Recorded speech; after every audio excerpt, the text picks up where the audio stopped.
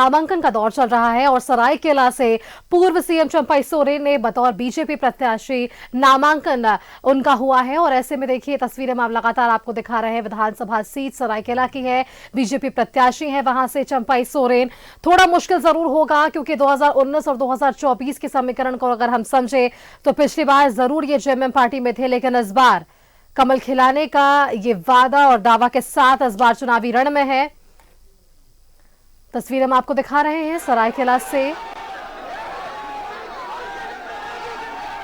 Seraikela seat से BJP प्रत्याशी हैं चंपई सोरेन। आपने इनके तमाम बयानों को सुना है, चुनाव से पहले भी इन्होंने भी वही जिक्र करा, रोटी बेटी और माटी का जिक्र रहा है बीजेपी के भीतर। और इस बार राज्य के पूर्व मुख्यमंत्री चंपई सोरेन जी नामांकन कर बाहर निकल रहे हैं। हम आपको एक बार दिखाने की कोशिश करेंगे कि वो नामांकन कर चुके हैं और नामांकन कर वो बाहर निकले हैं। और जाहिर सी बात है कि जो जिस क्षण का यानी पहला अध्याय जो है वो पहला अध्याय आज खत्म हुआ, नामांकन का पहला अध्याय। सर क्या संदेश देंगे नामांकन के पहले अध्याय का? आज नामांकन का काम हुआ और सरायकेला विधान सभा क्षेत्रों से और भारतीय जनता पार्टी का लहर है पूरा झारखंड प्रदेश में। अब पूरा 81 विधानसभा में भी भारतीय जनता पार्टी का ही विजय होगा, दूसरा कोई नहीं। दादा एक बड़ी मुद्दा है बांग्लादेशी घुसपैठी, जिसको लेकर आप लगातार मुखर रहे। देखिए वो झारखंड प्रदेश में जो वर्तमान सरकार है ना, ये बांग्लादेशी घुसपैठ को कभी रोकने का काम नहीं किया। सांताल परगना में आदिवासी का संख्या घट गया, आदिवासी का जमीन पर बांग्लादेशी घुसपैठ बस गया है, ये सबसे अहम मुद्दा है। इसीलिए और ये भारतीय जनता पार्टी ही सांताल परगना धरती सिद्धू कानू का धरती में आदिवासी को न्याय दे सकता है, आज दूसरा कोई नहीं है। आज झारखंड भी अलग राज्य हुआ तो भारतीय जनता पार्टी जब केंद्र में सरकार बनी, तत्कालीन प्रधानमंत्री अटल बिहारी वाजपेयी, उसी समय ही झारखंड के आदिवासी मूलवासी का दर्द समझा, झारखंड आंदोलन का दर्द समझा और झारखंड राज्य भी अलग कर दिया। ये भारतीय जनता पार्टी और देश के जो तत्कालीन प्रधानमंत्री अटल बिहारी वाजपेयी किया।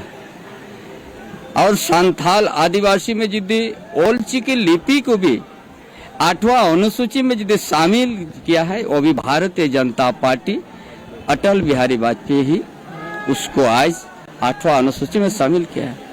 हर समय आदिवासी को सम्मान देने के काम किया है भारतीय जनता पार्टी, झारखंडियों को सम्मान देने का काम किया भारतीय जनता पार्टी। चलिए आगे। अगर बीजेपी की सरकार बनेगी तो आदिवासियों को जमीन वापस कराएंगे? निश्चित रूप से जो भी बांग्लादेशी घुसपैठी के माध्यम से आदिवासी के जमीन पर बस गया है, वो जमीन आदिवासी को वापस कर दिया जाए।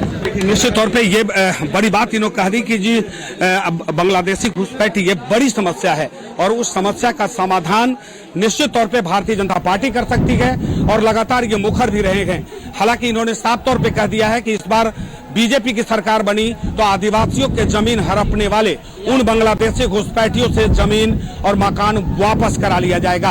अपने सहयोगी प्रसन्नजीत और मधुसूदन के साथ में मनोज कुमार, न्यूज़ 11 भारत। तो बिल्कुल आपने सुना, सरायकेला से बीजेपी के प्रत्याशी हैं चंपई सोरेन, पूर्व सीएम है और किन परिस्थितियों में इन्होंने पार्टी छोड़ी और बीजेपी का दामन थामा था, उस वक्त ये चीजें इन्होंने स्पष्ट कर दी थी कि कारण क्या था। लेकिन अब ये चुनाव का रण है और सरायकेला विधानसभा सीट से बीजेपी के ये बतौर प्रत्याशी हैं, इन्होंने नामांकन जरूर दाखिल कर लिया है। और जब मीडिया से ये बातचीत कर रहे थे, हमारे संवाददाता मनोज से बातचीत कर रहे थे, इस बात का उन्होंने जिक्र करा है। यहां घुसपैठियों का जो मुद्दा रहा है, आदिवासियों का के सम्मान की जो बात रही है, वो सम्मान ये लौटाने का काम करेंगे। संथालियों को सम्मान बीजेपी ने दिया, आदिवासियों को सम्मान बीजेपी ने दिया, झारखंडियों को सम्मान बीजेपी ने दिया। ये बातें चंपाई सोरेन की ओर से कही गई है और निश्चित तौर पर इन्होंने ये जरूर आश्वासन दिया है बीजेपी की सरकार बनने पर बांग्लादेशी घुसपैठियों को खदेड़ा जाएगा और इन्हें जरूर चिन्हित कर बाहर निकाला जाएगा। देखिए, अगर हम पूरे विधानसभा चुनाव को देखें तो जिस तरीके से लोकसभा चुनाव के दौरान भ्रष्टाचार एक बड़ा मुद्दा था और धीरे धीरे जैसे ही हमने विधानसभा चुनाव का समय देखा, बांग्लादेशी घुसपैठ एक बड़ा मुद्दा रहा झारखंड में।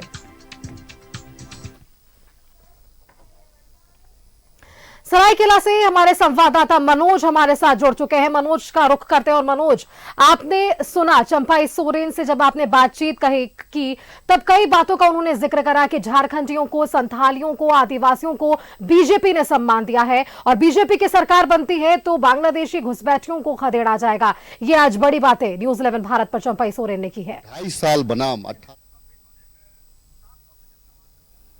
नामांकन करके वापस बाहर निकले तो इन्होंने साफ तौर पे कहा कि आदिवासियों को सम्मान अगर किसी ने दिया है तो वह है भारतीय जनता पार्टी ने, क्योंकि बिहार से झारखंड को जब अलग कराना था तो अटल बिहारी वाजपेयी ने ही झारखंड को अलग किया और एक आदिवासियों की बड़ी सौगात दी। वही हो भाषा को अगर 8वीं सूची में शामिल करना है तो भारतीय जनता पार्टी ने ही किया। यानी तमाम वैसे मुद्दे जो झारखंड के जो आदिवासी है, आदिवासियों के हित की बात अगर कोई किया है तो वो है भारतीय जनता पार्टी। और साथ ही इन्होंने ये भी कहा कि भगवान बिरसा मुंडा को विश्व स्तर पर भगवान बिरसा मुंडा को पहुंचाने का काम अगर किसी ने किया है तो देश के प्रधानमंत्री नरेंद्र मोदी ने। और वहीं दूसरी तरफ ये साफ कह दिया कि आदिवासियों की जो संख्या कम हो रही है उसका जिम्मेवार बांग्लादेशी घुसपैठी है और बांग्लादेशी घुसपैठी जो है वो उनको यहां से खदेड़ भगाना इनकी पहली प्राथमिकता है। भारतीय जनता पार्टी की अगर सरकार बनती है तो उन आदिवासियों का जमीन जो बांग्लादेशी घुसपैठी ने लिया है वो वापस दिलाएंगे, उनका मकान वापस दिलाएंगे, उसके अस्तित्व को वापस दिलाएंगे। यानी बांग्लादेशी घुसपैठी पर पूरे मुखर होकर लगातार पूर्व मुख्यमंत्री चंपाई सोरेन बोले। हालांकि हेमंत बिस्वा शर्मा भी लगातार इस मुद्दे को उठा रहे हैं और बीजेपी के तमाम नेता, लेकिन जो चंपाई सोरेन है, चंपाई सोरेन ने वनडे से ही जिस दिन वो भारतीय जनता पार्टी का दामन थामे थे उस दिन ने ही ये पहला ऐलान इन्होंने किया था कि झारखंड में अगर आदिवासियों की संख्या कम हो रही है तो निश्चित तौर पे ये काफी गंभीर मामला है और बांग्लादेशी घुसपैठी जो है वो आदिवासियों का अस्तित्व खतरे में कर रहा है, चाहे वह संथाल का मामला हो या झारखंड के तमाम वैसे इलाके का जो बंगाल से सटा हुआ इलाका है। तो निश्चित तौर पे ये बड़ी बात इन्होंने कह दी और उनके संपत्ति, उनके जमीन को वापस भी दिलाएंगे। जी बिल्कुल मनोज, और यही सवाल मैं आपसे लगातार पिछले कई दिनों से जब से विधानसभा चुनाव की तारीखों की घोषणा हुई है लगातार हम और आप ये बातचीत कर रहे हैं कि कोल्हान की जो सीटें हैं, संथाल की जो सीटें हैं वहां पर बीजेपी क्या अपना गढ़ वापस से बना पाएगी, क्योंकि चंपाई सोरेन इस बार उनके साथ है, उनके बेटे इस बार चुनावी मैदान में है। देखिए, निश्चित तौर पे चंपाई सोरेन झारखंड में अगर आदिवासियों का अगर लीडर माने अगर कहें तो झारखंड में दो ऐसे नेता हैं जिनका नाम आदिवासी लोग जानते हैं और आदिवासी उसे अपना नेता मानते हैं। एक है शिबू सोरेन और दूसरा है चंपाई सोरेन। शिबू सोरेन अभी बीमार चल रहे हैं, वो इंटरेक्ट अपनी जनता से सीधे हो नहीं सकते हैं क्योंकि उस स्थिति में नहीं है। और दूसरा है चंपाई सोरेन जो लगातार जनता से सीधे रूबरू हो रहे हैं। जो आदिवासियों की समस्या है, आदिवासी चाहते क्या है, उनकी इच्छा क्या है और आदिवासियों का अस्तित्व कैसे बचे, आदिवासियों की जो समस्या है उस समाधान कैसे हो, तो वो लगातार उससे ये मिलते रहेंगे।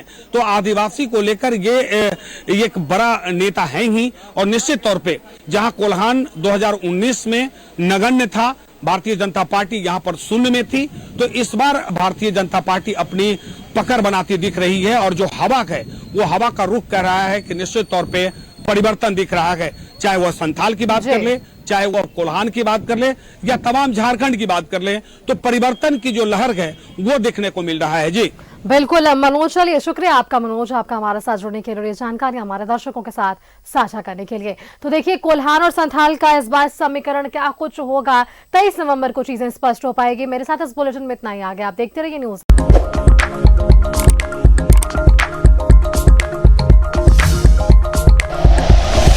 Like and share videos, subscribe करें हमारा चैनल और प्रेस करें बेल आइकॉन। न्यूज़ 11 भारत, सच है तो दिखेगा।